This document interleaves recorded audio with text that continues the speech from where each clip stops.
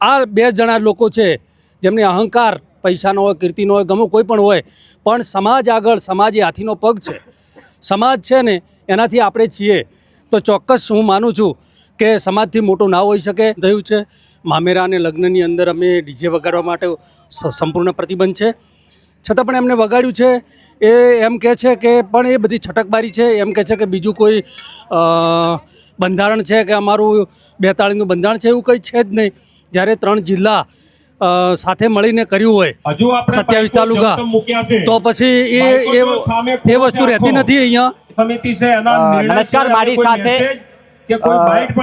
સમાજના જાગૃત આગેવાન રાયકણજી જોડાયા છે. ખાસ કરીને રાયકણજી, આજનો મહત્વનો મુદ્દો એ છે કે સમાજે 3 જિલ્લા એક સાથે મળીને ઓગણનાથની થળી ખાતે સદરામ બાપાની સાક્ષીએ એક બંધારણ બનાવ્યું. સમાજની એકતાની ત્યાં દર્શન થયા અને 3 જિલ્લાના ઠાકોર સમાજની એકતાના ત્યાં દર્શન થયા. સાથે સાથે સમાજના કુરિવાજો દૂર કરવા માટેના પ્રયાસો આગેવાનો દ્વારા કરવામાં આવ્યા.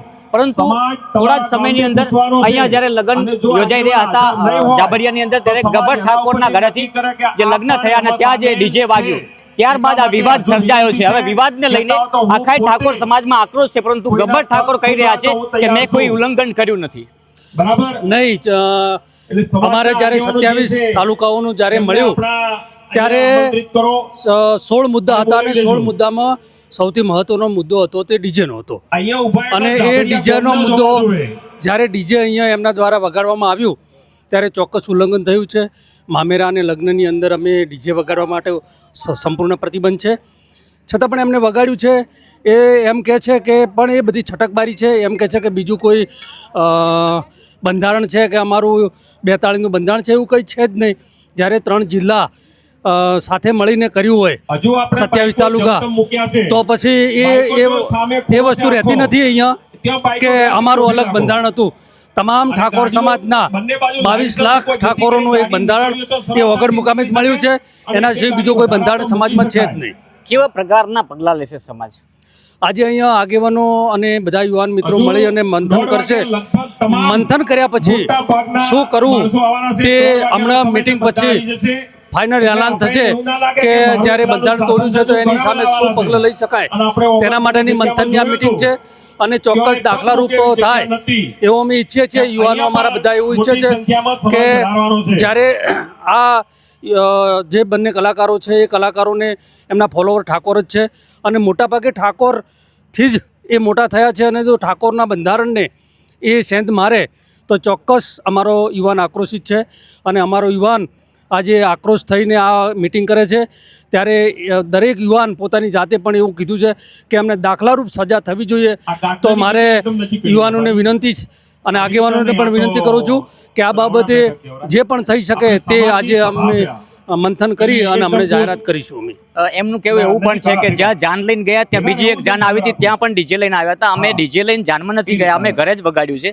તો બંધારણમાં કેવી રીતના મુદ્દા છે કે ઘરે લઈને જવું કે ના જવું? કે નહીં, અમારે 27 તાલુકાઓનું જે બંધારણ આપણે વગર મુકામે મળ્યું ને એની અંદર સ્પષ્ટ વાત હતી કે લગ્નની અંદર અને મોમેરાની અંદર વગાડી શકાશે નહીં. એમાં બીજું કોઈ 19-20 છે જ નહીં. આ બધા અહીંયાથી વાગ્યું, ત્યાં વાગ્યું, ના વાગ્યું એવી વાત કોઈ છે જ નહીં. અમારે અહીંયા સદંતર બંધ છે. જ્યાં લગ્નની વાત કરે છે ત્યાં મેં સમાચાર લીધા છે તો એ લોકો ખેરાલુ બાજુથી આવેલા હતા. હવે ખેરાલુ બાજુથી આવ્યા છે એટલે એમને છે કે નહીં એમને ખબર નહીં, પણ હું એમ કહું કે ઠાકોર સમાજના બંધારણ છે પાકિસ્તાન સુધી એના પડઘા પડ્યા હોય અને પાકિસ્તાનના લોકો જો એ કરતા હોય તો અહીંયા બનાસકાંઠા નહીં, ગુજરાતના ઠાકોર સમાજે એનો ચોક્કસ નોંધ લેવી જોઈએ. અને ચોક્કસ ઠાકોર સમાજે, કારણ કે આ વિકાસનું બંધારણ છે, આ ઠાકોર સમાજને આગળ લઈ જવા માટે બંધારણ બનાવ્યું છે, ત્યારે ખોટા વાદ વિવાદ અને ખોટી અંદરથી છટકબારીઓ ના ગોતવી જોઈએ, મારું એવું માનવું છે. બિલકુલ, ઠાકોર સમાજના આગેવાનો એક સાથે એક મંચ ઉપર આવીને રાજકીય પક્ષોને સાઈડમાં મૂકીને સમાજના હિત માટેના જે કાર્યો થયા છે. તો ખાસ કરીને જે બંધારણ તોડવાનું આ વાત છે કે બંધારણ તોડ્યું એટલે સમાજનો આક્રોશ છે, પરંતુ સામે પણ એ સમાજનો દીકરો છે. તો કેવા પ્રકારનો આક્રોશ છે? આમ તો સતત 2 દિવસથી સોશિયલ મીડિયા ઉપર અમે જોઈએ છીએ. અમે કોઈને પણ યુવાનોને કશું કહ્યું નથી, તેમ છતાં પણ ચોકડીઓ મારીને બીજી તમે કોમેન્ટ જુઓ તો હું જોઉં છું ને ત્યારે મને લાગે છે કે મારો યુવાન અત્યારે જાગી ગયો છે અને આ યુવાન થકી આ યુવાનો જે પોતાની જાતે સમજી ગયા છે એ ઉપરથી મને લાગે છે કે ઠાકોર સમાજનો યુવાન હવે નેતૃત્વ કરવા માટે તૈયાર છે, આગળ વધવા માટે તૈયાર છે. અને આ 2 જણા લોકો છે જેમને અહંકાર પૈસાનો હોય, કીર્તિનો હોય, ગમે કોઈ પણ હોય, પણ સમાજ આગળ, સમાજ એ હાથીનો પગ છે. સમાજ છે ને એનાથી આપણે છીએ. તો ચોક્કસ હું માનું છું કે સમાજથી મોટું ના હોઈ શકે. અને આજે અહીંયા મળે એટલે શું એનો નિર્ણય થાય છે એ હવે કરશું, પરંતુ દાખલારૂપ સજા થવી જોઈએ એવા યુવાનોનો મત છે. જ્યારે મારે બધા જ લોકો સાથે વાત થઈને ત્યારે ચોક્કસ એમણે વાત કરી છે કે દાખલારૂપ સજા થવી જોઈએ.